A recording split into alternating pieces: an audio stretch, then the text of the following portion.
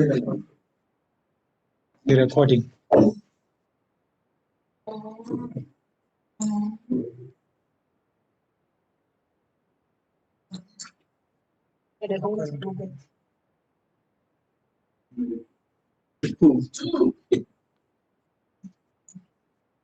Colleagues, I think we can get started. Very much.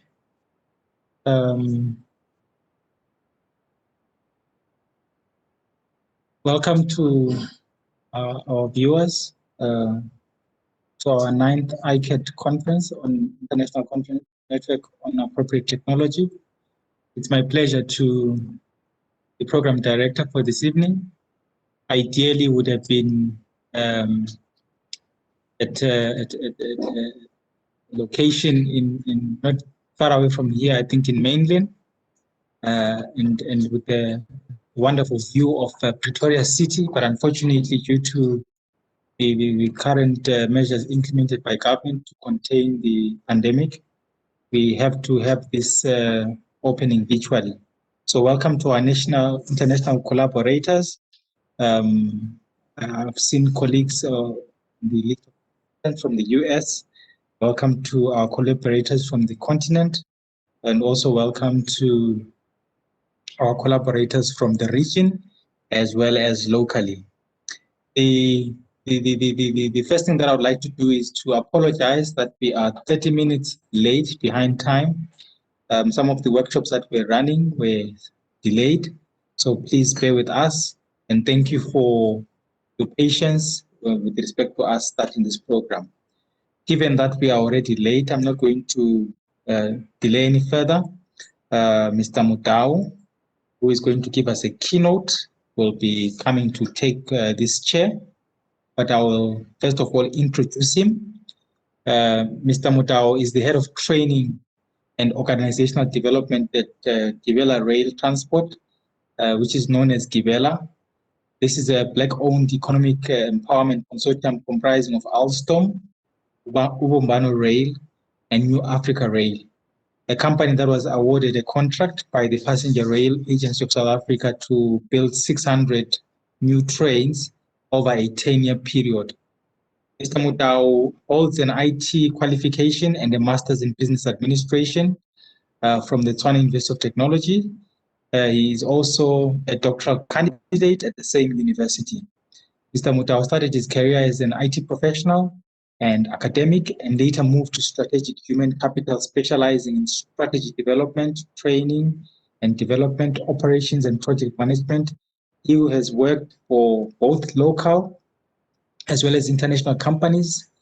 And just to mention a few of the range of the list that he has been working for, there is Tennis Club and Bombardier, and there are many others. Hopefully he will also give us a bit of insights when it comes to give the keynote. At the same time, currently he's the chairperson of the Rail Manufacturing Center for Entrepreneurship Rapid Incubator, an NTC that has been set up to commercialize technology that has been locally developed here in the continent and is appropriate for the rail manufacturing sector specifically, but the manufacturing sector generally. So speaks to some of the aspirations that we have as an institution in the next 5 years. So at the same time, Mr. Mudau is the chair of the Gibela Research Chair, where he states the vision of supporting the productivity improvement within the manufacturing setup at Gibela. So without further ado, I'm going to hand this time to Mr. Mudau. So he's going to walk across and give us the keynote address. Mr. Mudau, it is your time. We're looking forward to your wisdom this evening in opening this conference, and also giving perspectives on issues around appropriate technology that speaks to the organization that you're working in and the challenges that you seek to address. Thank you very much. Thank you very much.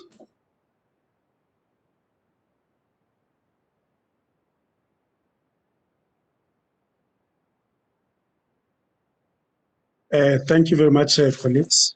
Thank you for the opportunity that you have given to us so that we can participate into this great conference.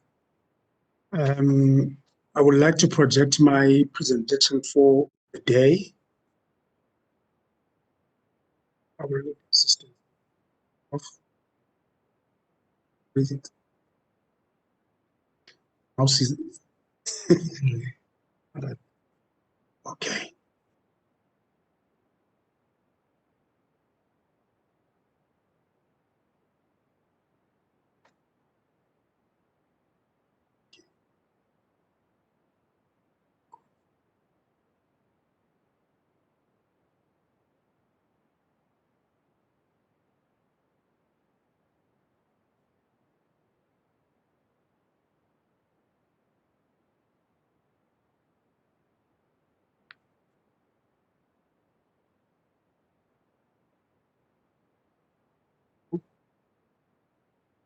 Not showing.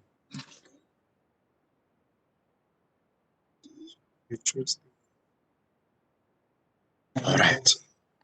But you just need to check with the audience. It's not switched around. I guess I think the audience, are we able to interact with them somewhere where they can give us maybe a little bit of feedback? But I'm hoping that you are able to see the presentation as projected on the screen. MC, can we proceed with the program? Please proceed. All right. All right. Good day, ladies and gentlemen, and all protocols observed.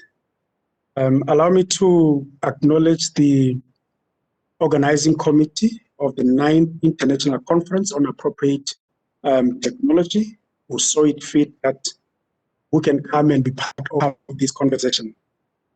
I will also would like to acknowledge my employer, who happens to be Gibela Rail, for the opportunity they've given to me to spearhead or to lead the skills development aspect of the business. And lastly, let me also acknowledge our academic partner, which is Tshwane University of Technology. And thank you for partnering with us in a vision of making our world a better place.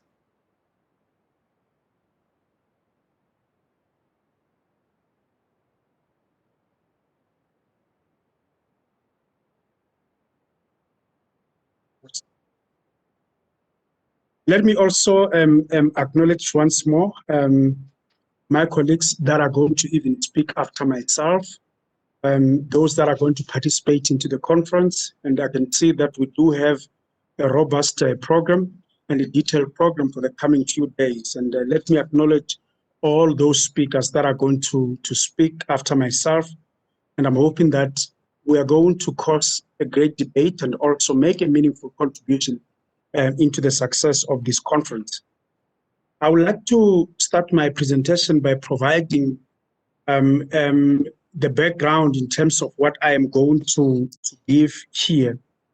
That this conference is coming at a very interesting time in South Africa, where there is a rollout of a massive infrastructure program that we call it the Rolling Stock Fleet Renewal Program in the railway industry. This touches not only in terms of the rolling stock, but it touches your infrastructure, like your permanent way, your signaling, and all those aspects. There is a huge acknowledgement from government and also private sector that the railway industry has been neglected for quite some time. In actual fact, our country last saw new rolling stock most probably 40 years ago.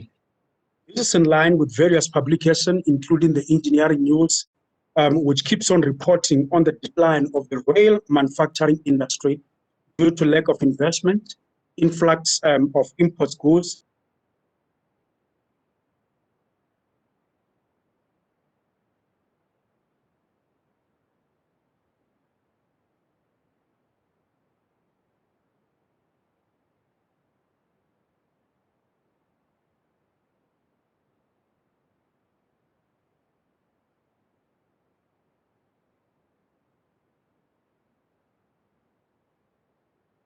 aspects of procurement, in terms of supporting local enterprises. The other aspect was job creation, because you will understand that almost in every quarter there is always the statistics South Africa where they report in terms of job losses and also the challenges that we have around job creation. And so lastly, the program was looking at industrialization, where we needed to improve in terms of local content, not just importing trains from where they are coming from, but we needed to make sure that there is a strong participation in terms of the local companies. The deployment strategy of the fleet renewal program was embedded in what we call economic development strategy, where there was a focus in terms of covering the long-term investment, which looks at an average of 20 years. There was an aspect, again, of creation of a special purpose vehicle of a South African manufacturer. And that is where I'm going to come back and talk a little bit about that manufacturer. Number three, there was an element of development of local supply chain focused on South Africans, so that we do not just import complete products, but there is always a local participation. And lastly, there was a focus in terms of transformation, in particular your broad-based Black economic empowerment focus. There was a need in terms of that aspect. And so what the government did in terms of point number two, creation of a special purpose vehicle, there was this company called Gibela that was formed. Our master of ceremony has done a little bit of introduction in terms of how we are structured. Lately, or in terms of the current data, we are structured with two partners, or with two ownership.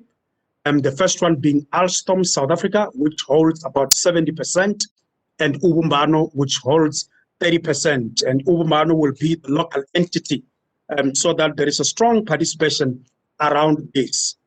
The appointment was structured to improve the local content and localization of original equipment manufacturer, which is known as OEM operations. The strategy has been crafted to improve participation of local entities and increase in terms of job creations.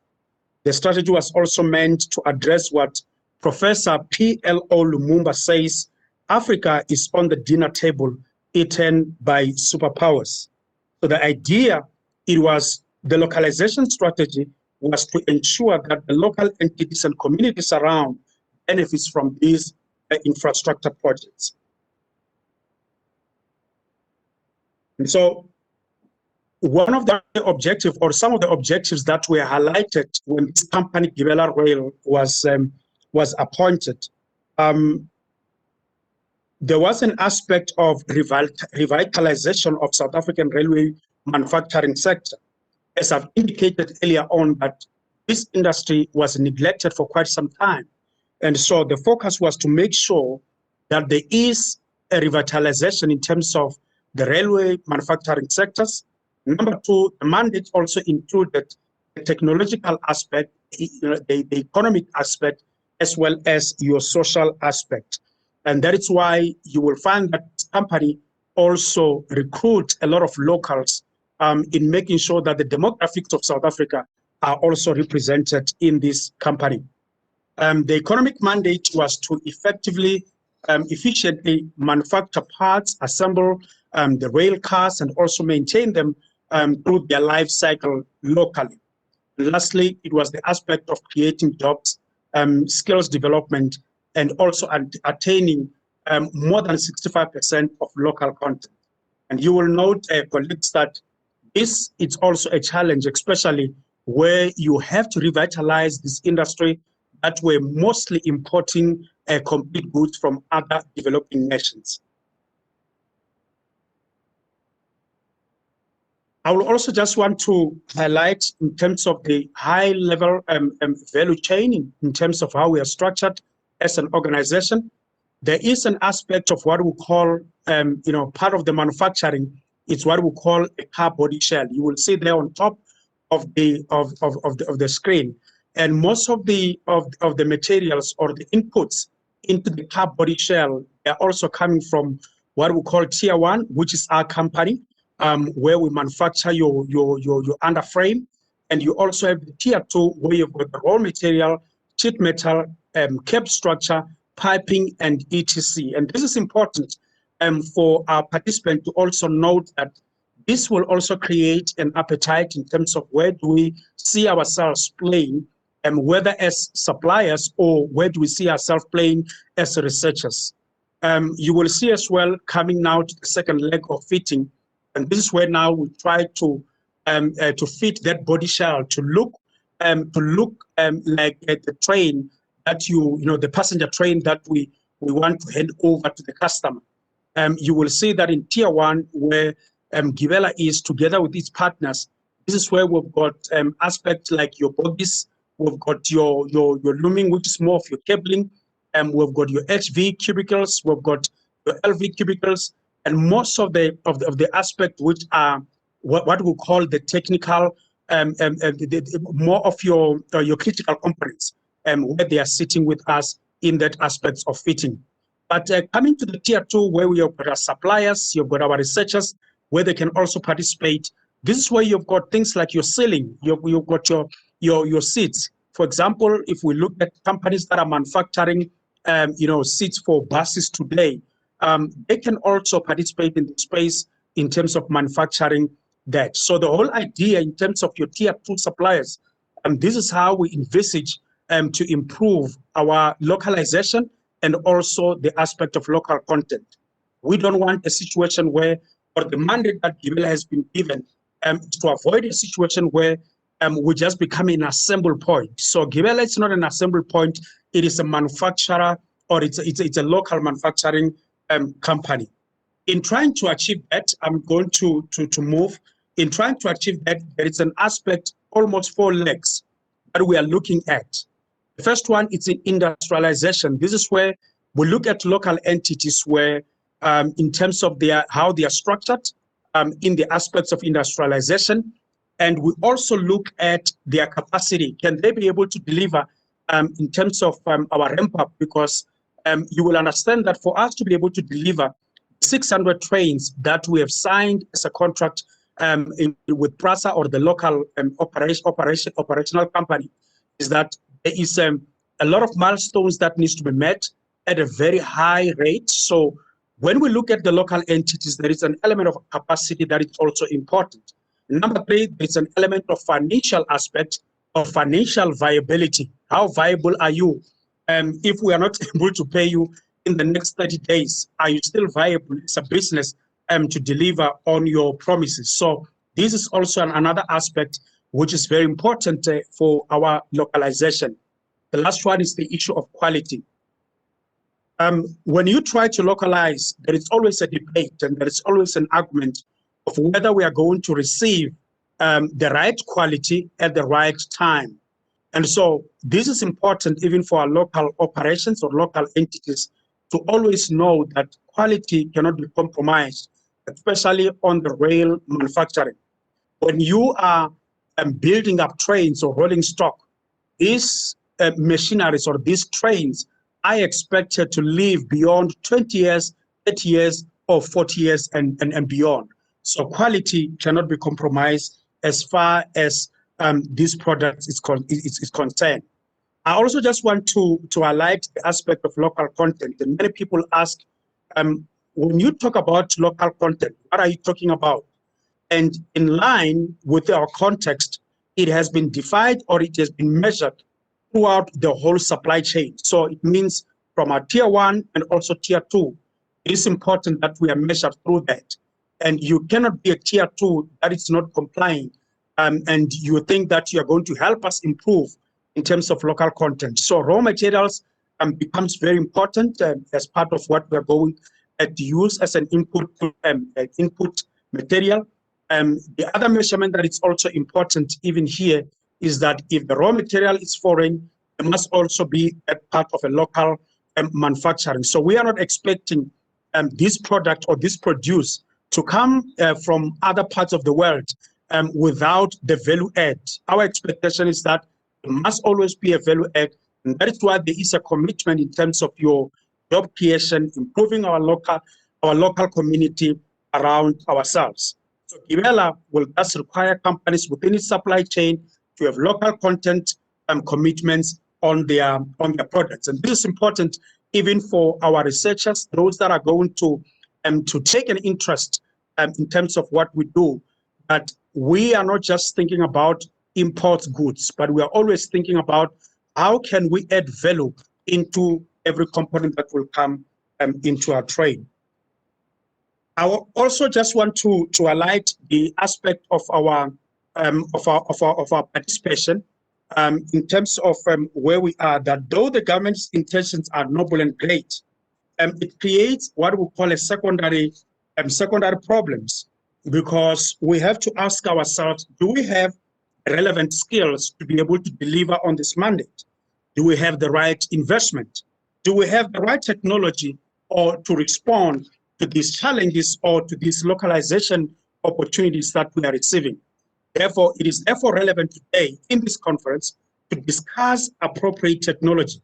Appropriate technology, it is used to solve technological problems throughout the world by providing sustainable solutions which are beneficial to local community and which are sensitive to the need or to reduce environmental pollution by using renewable sources of energy and recycling materials wherever possible.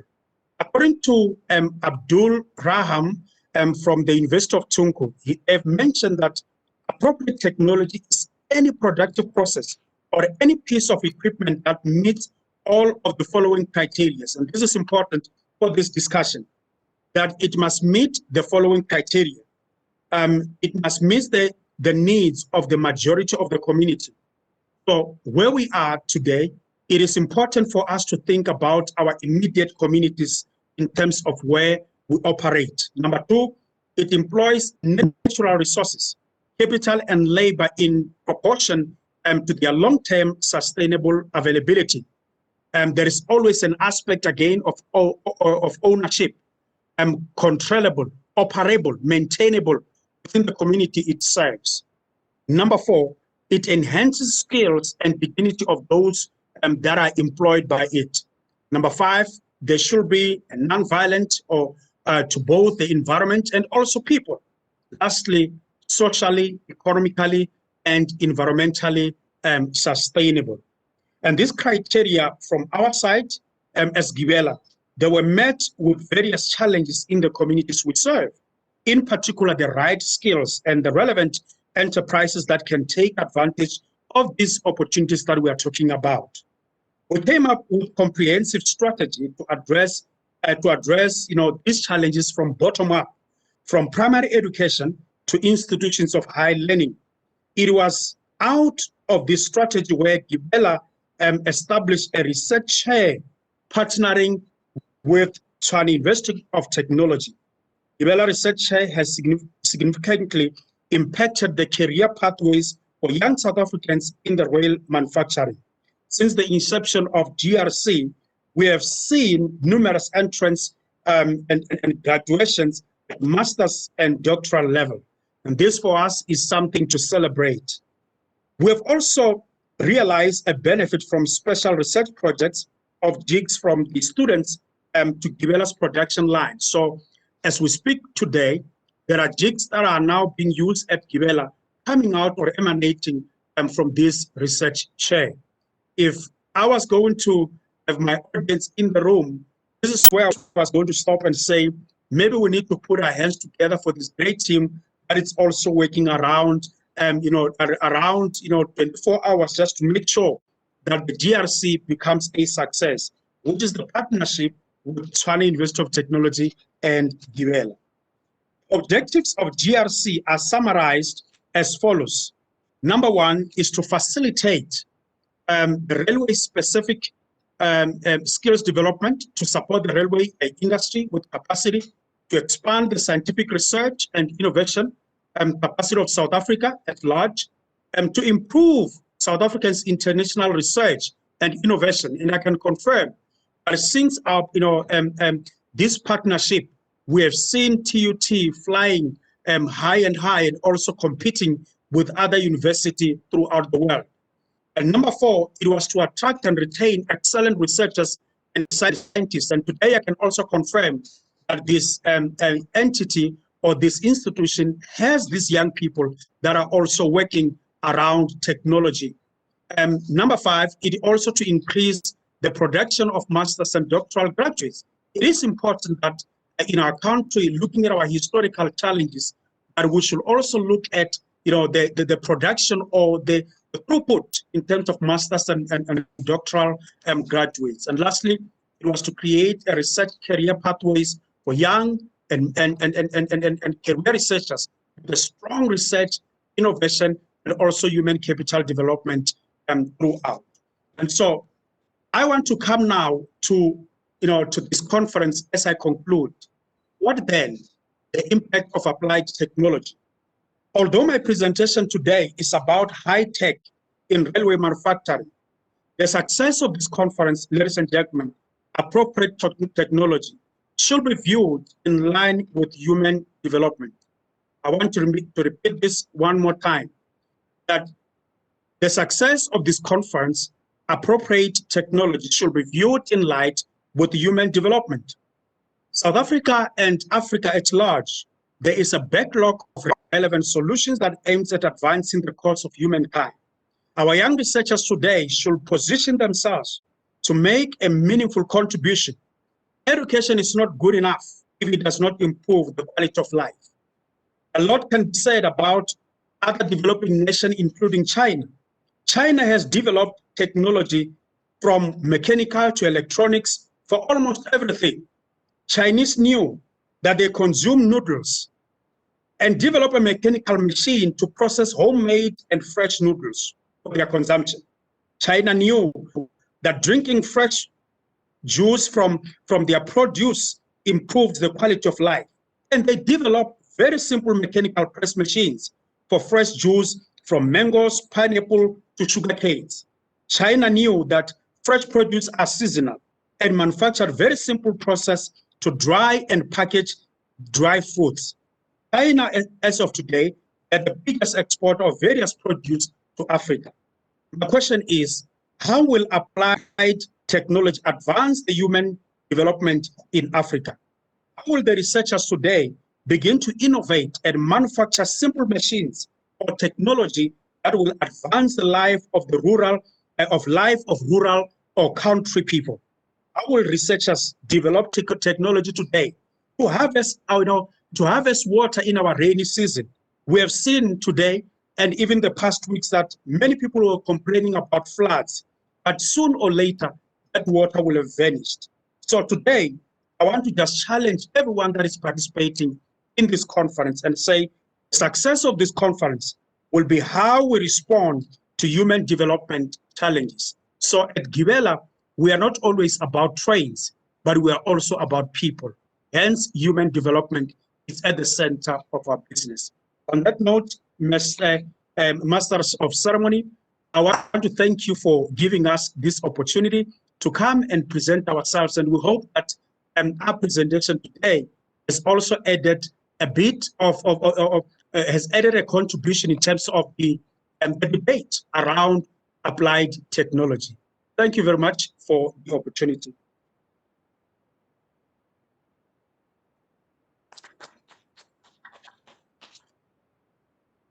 I will hand over back to you, sir, and I will take questions if they are.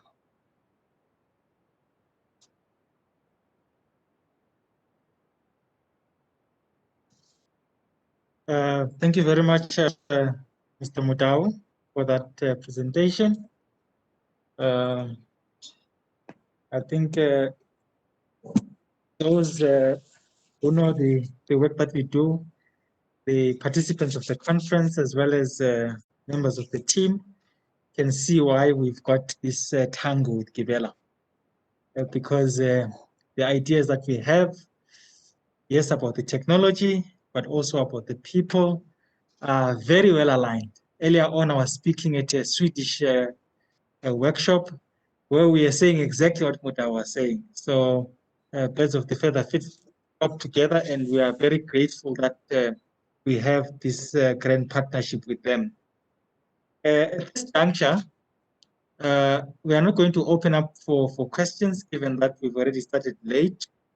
But I will take this opportunity to just revibrate that from our side as the researchers, we are definitely playing our part on the technology development side in terms of appropriate technology, but of course as well on the people side, not just developing people, but developing enterprises associated with these people, because that's a critical value in terms of the transformation agenda that Gibela has as an organization.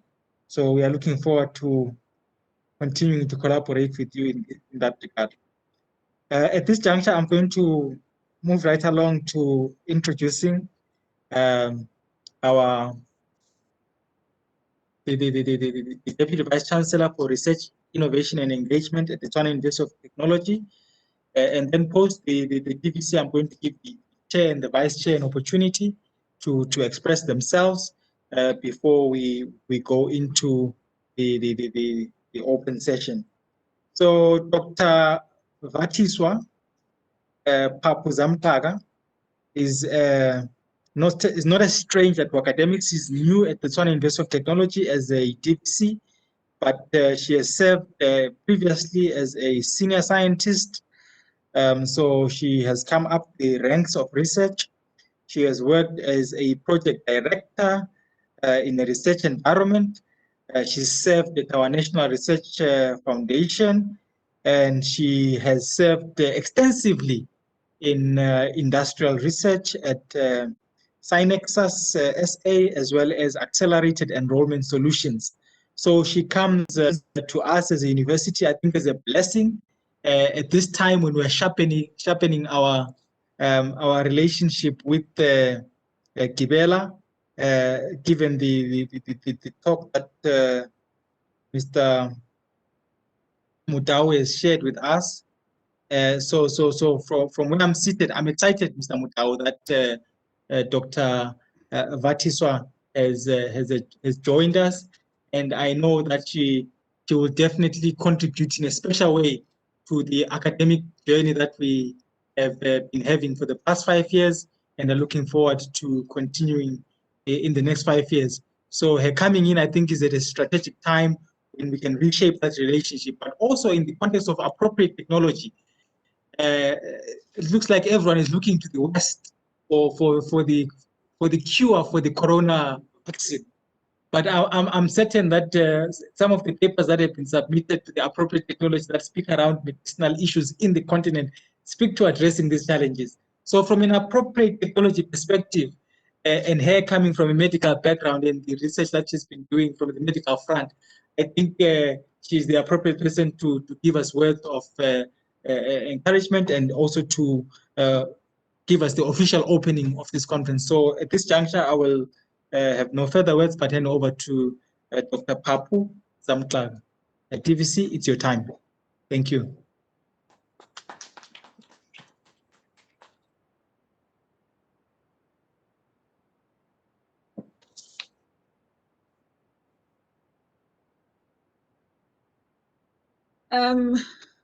Good afternoon, good day, ladies and gentlemen. Let me start by recognizing on behalf of our institution, Tshwane University of Technology, recognize the International Network for Appropriate Technology Conference attendees, and particularly also the local organizing committee that has worked tirelessly behind the scenes to ensure that we have this conference today, which is so timely at this juncture.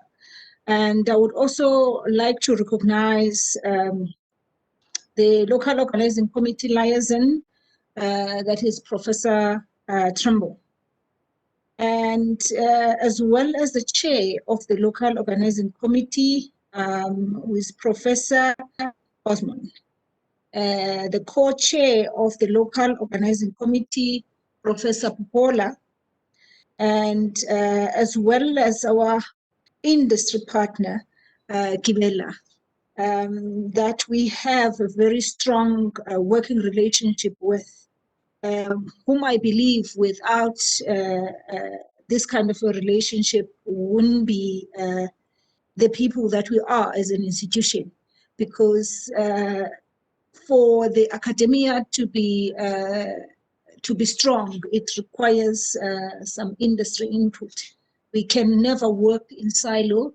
We should always work in partnership in the system.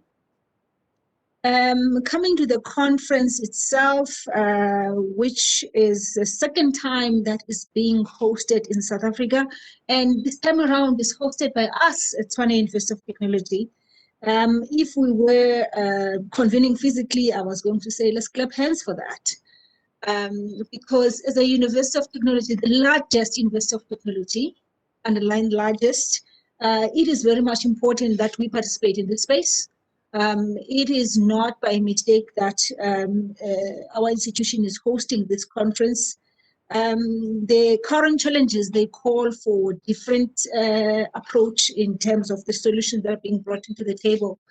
I was particularly challenged by the keynote address by Mr. Mudau from Gibela, particularly the provoking questions that were posed to the researchers of our time. It is high time that our researchers work on finding solutions to the problems of the now, and also looking into solutions of things that are still to come, and be proactive in addressing such. So with the use of technology in our era, it is of particular importance that our researchers take the forefront. I am seated in here being so encouraged hearing one of our trailblazing researcher, who is also a researcher holder, Professor Mpofu, saying as researchers we are ready, and we've already taken the stand to say we're going to be bringing the solutions.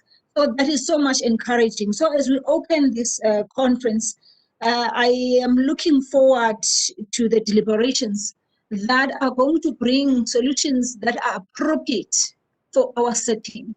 And Professor Mpofu alluded to the fact that we sometimes, or many a times, look for solutions from the West, as opposed to be rolling our sleeves and say we, as Africans, we're going to be taking charge and resolve the issues that are facing our continent.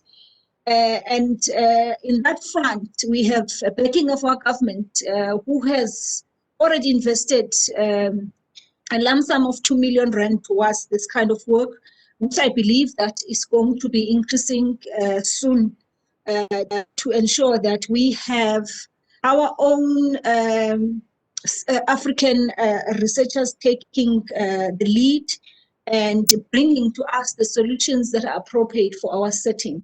Of course, working with our colleagues internationally is very much important for us to ensure collaboration in what we do, and learning from other people, whilst ensuring that we're addressing the needs of our continent. So on that note, colleagues, I know that we started late. On that note, on behalf of the institution, I would like to warmly welcome you. If we were in Gauteng, I was going to say, you're more than welcome to take off your jackets, because it's very hot where we are currently. So be and feel at home in this conference. And most importantly, let us all contribute. Let us have robust discussions. And I also urge us not to stop at having robust discussions, but go beyond that, ensuring that whatever action plans that emanate from this conference, they are taken into implementation, and we are seeing the resolutions being brought to the fore. It is of paramount importance that we convene, we have robust discussions, and eventually come up with the solutions to the challenges that we would have highlighted.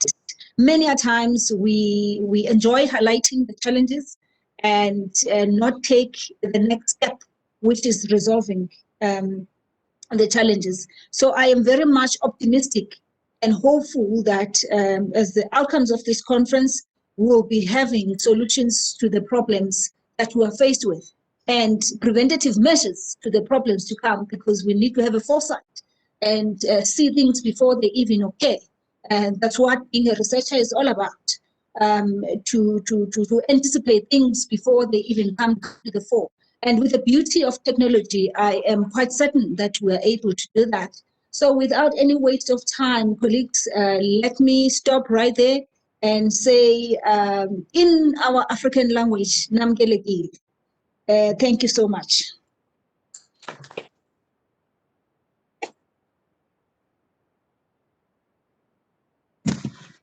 Thank you very much, TVC, for that liberal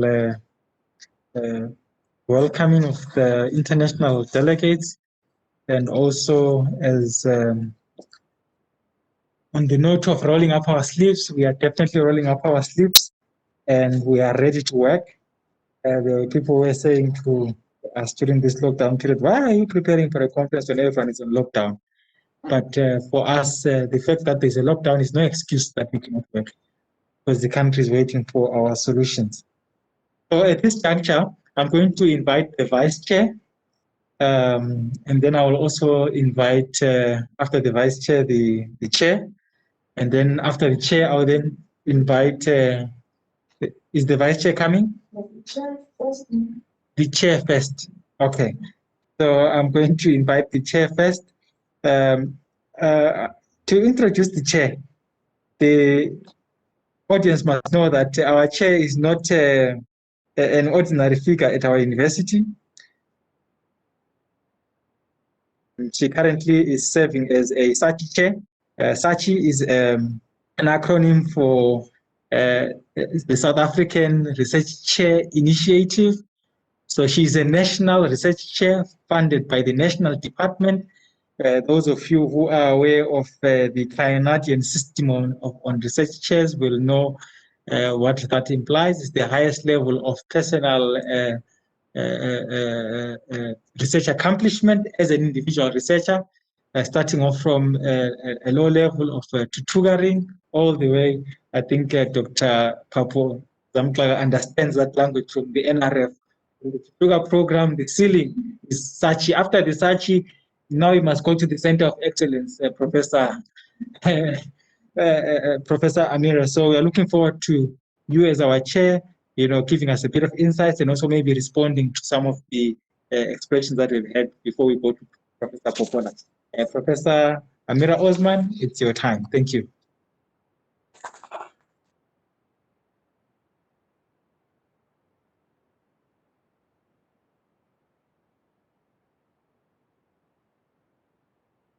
Good afternoon. Thank you so much, Prof. Mbufu, for that very generous introduction. I want to acknowledge everyone that's in the room with us today, and thank you for supporting us, and thanks to our team. I want to especially acknowledge Prof. Trimble, who brought this conference here, and he is our liaison person with the International Network for Appropriate Technology. Thanks for introducing us to them, and thanks for your leadership. It is so highly appreciated. Thanks to our new DVC, welcome, and thanks to Mr. Isaac, thanks to our keynote speaker. You have inspired us, and I particularly loved how you ended with how we define appropriate technology, and that aligns a lot with a lot of my own beliefs, as will emerge now. And I acknowledge my co-chair, who is also a highly celebrated researcher at our institution. We're incredibly proud to have you with us. So I'm going to speak quite briefly, and then I'll hand over to Prof. Popula. So at the end of 2019, like every end of the year, we started planning for 2020.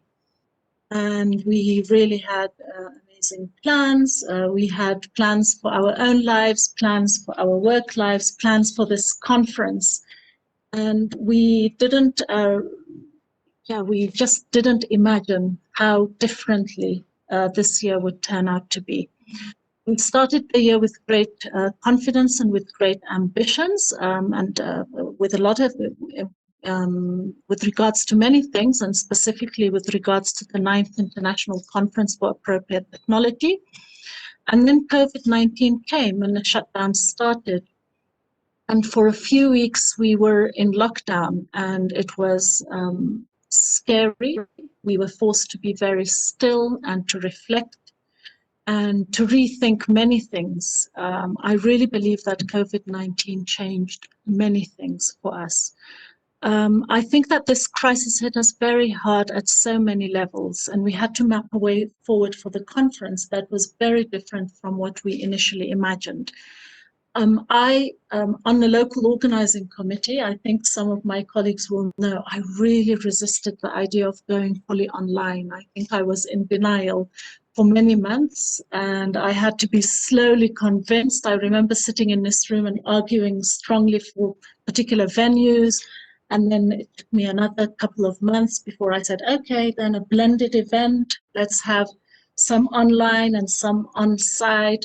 And then gradually, I became convinced. And I think that just that kind of psychological transition that I went through, it applies to many of us and our lives in 2020. However, once we started to really conceptualize this as an online event, like Prof. Mpufu said, suddenly we realized the opportunities. We were able to invite people and collaborate with people that wouldn't have been possible, because previously we were restricted by thinking, oh, we don't have money for flights, and we don't have this, and we don't. So once we started, we discovered that this actually is a great opportunity. And I think we harnessed that opportunity really well. And we harnessed what technology offers us today, and we made connections that we would not have considered otherwise. And I would like to think that not just in the 9th ICAT, in everything, that we are not just recovering, we are not returning to what was in terms of our practice and how we do things, but we're rather emerging stronger with new visions. And I'm quite inspired by how we have been able to, as a team, navigate all of this and produce something that I think we're very proud of. So in our various communities and in our professional communities, we have restructured, reconfigured, and we've navigated these difficulties. And the crisis has been an opportunity to innovate. And I think that the new online platforms have generated new conversations. And I think we've harnessed that fully. So we're presenting you today with months of hard work. The most important thing for me has been the management of the scientific paper process. We followed the guidelines for accreditation for the Department of Higher Education and Training in South Africa. We've produced a book that we're very proud of in collaboration with an international panel of reviewers. A very large international panel of reviewers. We had a very large number of submissions that have gone through a double-blind peer review process, and our book is just short of 80 papers. It is at 79 academic papers that have been published. The book is currently available on Scribe, and it will be uploaded on the website within the next few minutes if it hasn't already been done. So it's important in all of this to remember, like our keynote speaker has reminded us in one of his last slides, why we're doing all of this, the purpose of it, and to develop our thinking around appropriate technology. What I've done is I've revisited some old texts, and I know, as Prof. Trimble likes to remind us, that ideas around and thinking around appropriate technology has greatly evolved. But I just wanted, for the purpose of this opening, to revisit a 1973 text by Schumacher, who wrote about appropriate technology.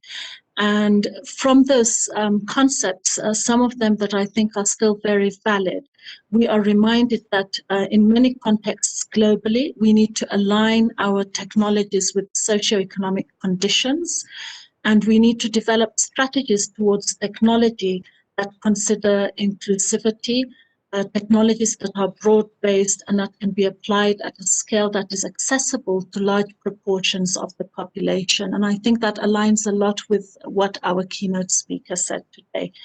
These kinds of strategies are crucial for development projects to have real impact and to be truly embedded in context and to serve the communities that they are intended to serve. Indeed, Schumacher wrote in 1973 that the primary causes of extreme poverty are immaterial. They lie in deficiencies in education, organization, and discipline. Many of the principles in this definitive work, Small is Beautiful, express the importance of how everybody should produce something that I'm very passionate about. I love this concept, as opposed to a few people producing a great deal. And Schumacher believed that this is a dynamic situation capable of generating growth.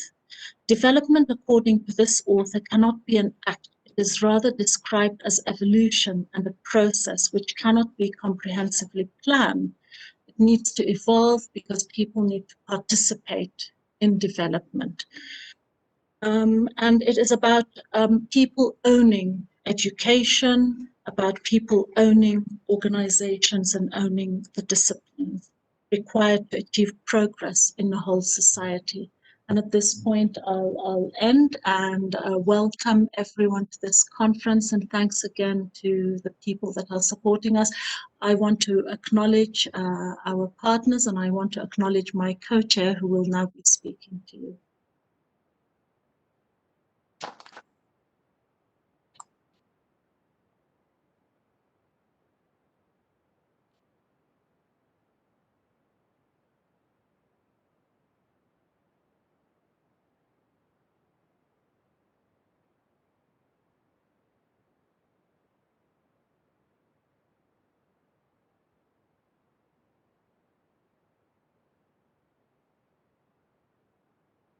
Ladies and gentlemen, colleagues and students, good afternoon. I hope you are keeping safe during this global pandemic time. I think everybody has said most of what is important. I acknowledge Prof. Trimbo, who has brought the 9th ICAT to South Africa, and the chair. For me, I think she's very passionate about this event, and she has performed incredibly well. Performance is actually highly commendable, and I give her a lot of respect for this, actually. And other colleagues, part of the local organizing committee, I also acknowledge their effort in bringing this day to. I just speak a little, and most of what I will say has been partly said by the chair and our keynote speaker. And this is just to probably highlight what they have said or be in perfect agreement with it.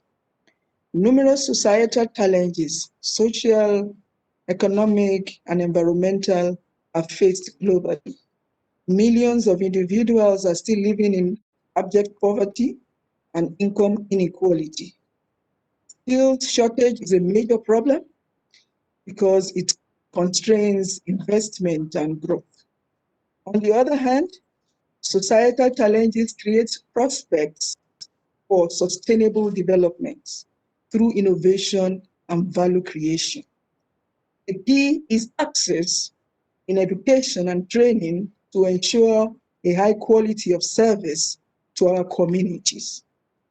A vibrant and sustainable future is achievable through innovation, since it carries the potential to add value to lives and achieve the objectives of social, economic, cultural, environmental, and financial sustainability. Therefore, strong support should be accorded to research, technology transfer, and diffusion from science, engineering, and technology. Researchers and their productivities should then increase significantly. At the center of all our efforts during this time are people and communities. Innovation needs to be harnessed towards the support of people, communities, and their livelihoods. We hope that this conference helps us reflect further on this matter. This conference presents a great opportunity to showcase research works. Workshops will be held throughout the conference. The purpose of the workshops is to provide participants with a more in-depth experience of the particular technologies presented during the conference and to promote appropriate technology as a relevant field for technology practitioners. I welcome you to this valuable dialogue on appropriate technology across cities, countries, continents, and disciplines. Thank you.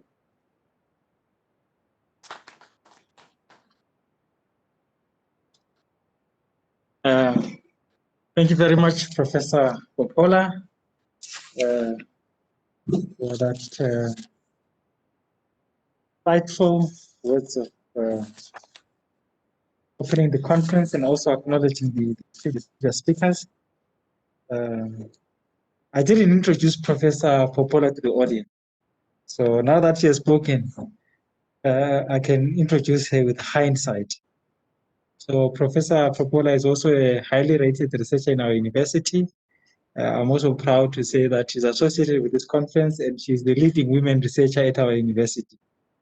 So there is no sister at the university who can cough when she, So we are excited to have you as part of the team, Professor Popola, and your contribution and your passion, particularly for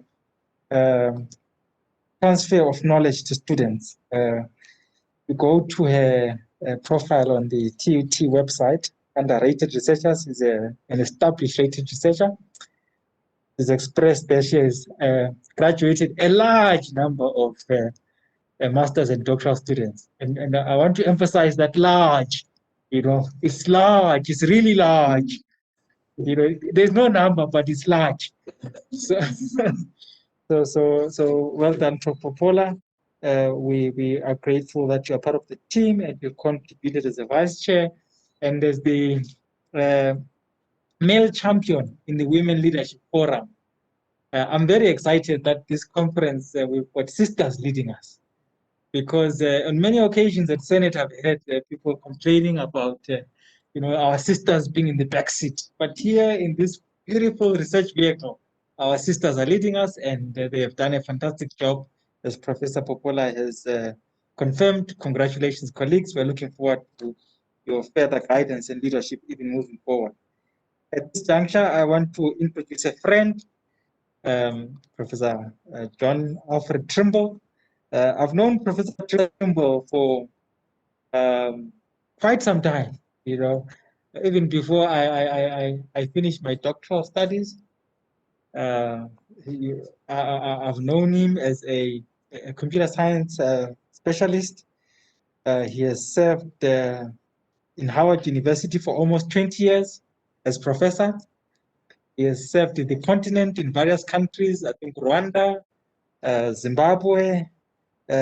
So his passion for appropriate technology has never ceased to amaze me. But I understand the context of him having been in the continent. I think there are others who write about the continent from outside, but he has walked. He has been within our hierarchical systems that sometimes don't really function accordingly. And so as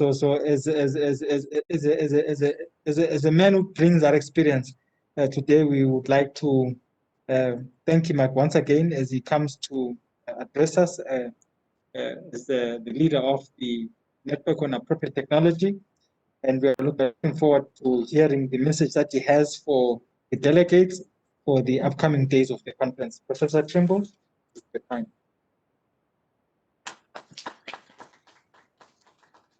Thank you, Professor Hofu.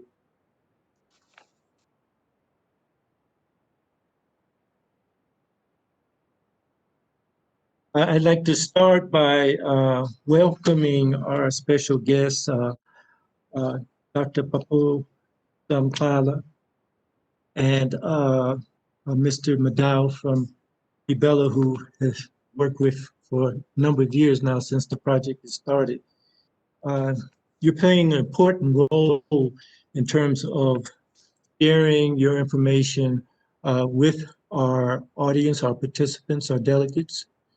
I'd like to secondly thank our sponsors, once again, Gibela, Sewanee University of Technology, the Passion of Hope International, and also NRF, the National Research Foundation, who gave us a nice grant to help pull off this conference.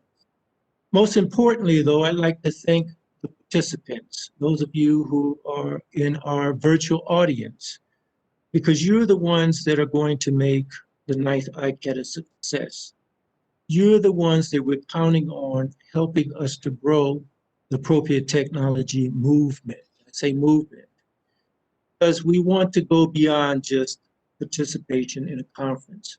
What we're attempting to do with INAT is to build an appropriate technology movement.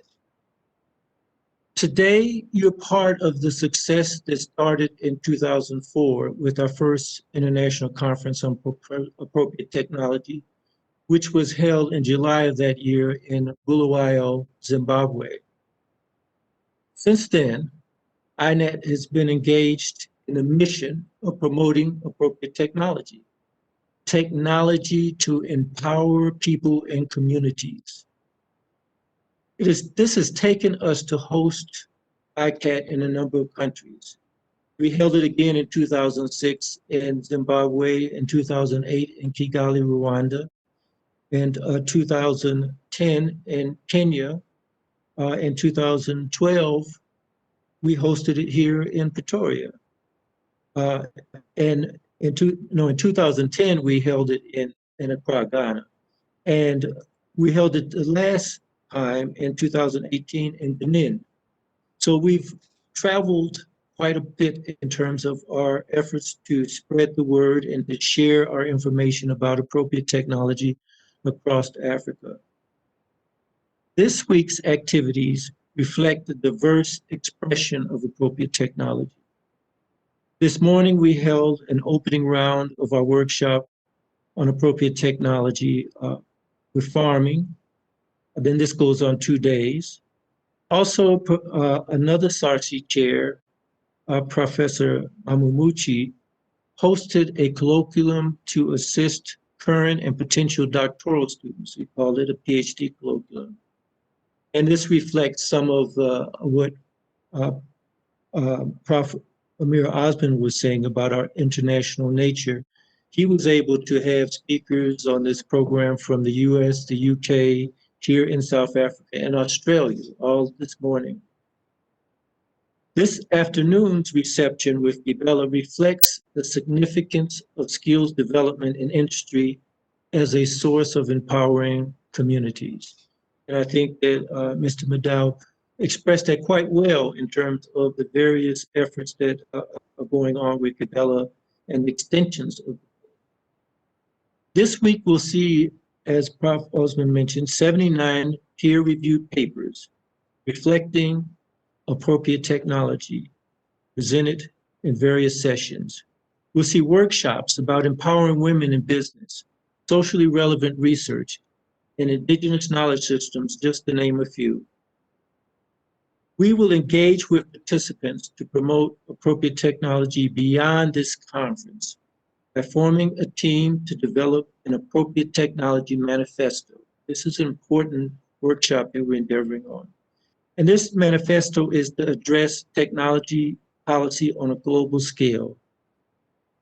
And also, all of the participants will receive invitation letters to join our International Network on Appropriate Technology and to be part of our work on a continuous basis. Also at the conference this year, we're continuing with the Technology Fair, which was initiated 8 years ago when we last hosted ICAT in South Africa. We are also initiating for the first time a student team-based techathon to challenge the thinking and ingenuity of our young students as they engage in the design of projects promoting appropriate technology.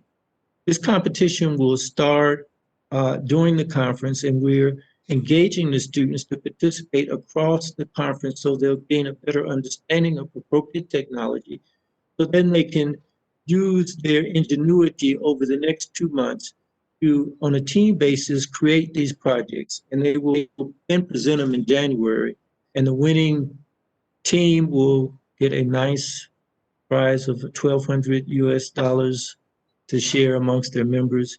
There'll be various other prizes awarded. So I hope the next few days will be full of creative discussions and innovative plans that will help propel our appropriate technology work to the next level. I would like to end by welcoming by thanking the team. We have a lot of hardworking organizers. Particularly, I'd like to thank Prof. Mpofu, who is also a SARSI chair. He didn't mention that. And I'd like to thank Prof. Popola, who we can't say enough about in terms of how she's guided so many students. Prof. Osman, who has really been just super hardworking in terms of guiding our local organizing committee, and all of our team. Tulu, who isn't in the room, who has been really sort of instrumental in keeping a lot of our little pieces in track in terms of our work here. I'd like to thank our international committee for all the work they're doing. Particularly, I have to shout out to Jumbe, who is our webmaster, who has done an excellent job putting a number of things on our website. Thank you, everyone, and we hope to see all of you not just actively participating in this conference, but as I mentioned at the start of my presentation, an active part of growing the appropriate technology movement. Thank you.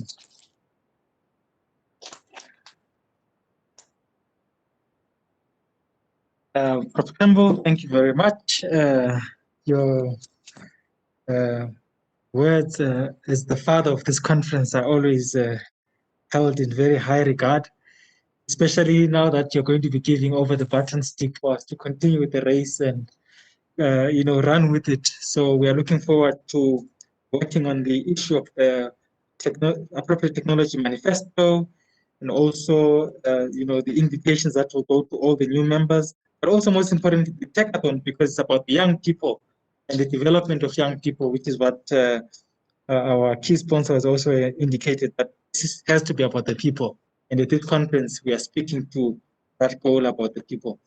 So from my side, I just want to emphasize, maybe as we close this reception, that we are looking forward to the Open Tech Fair, which was due to start at 5:30.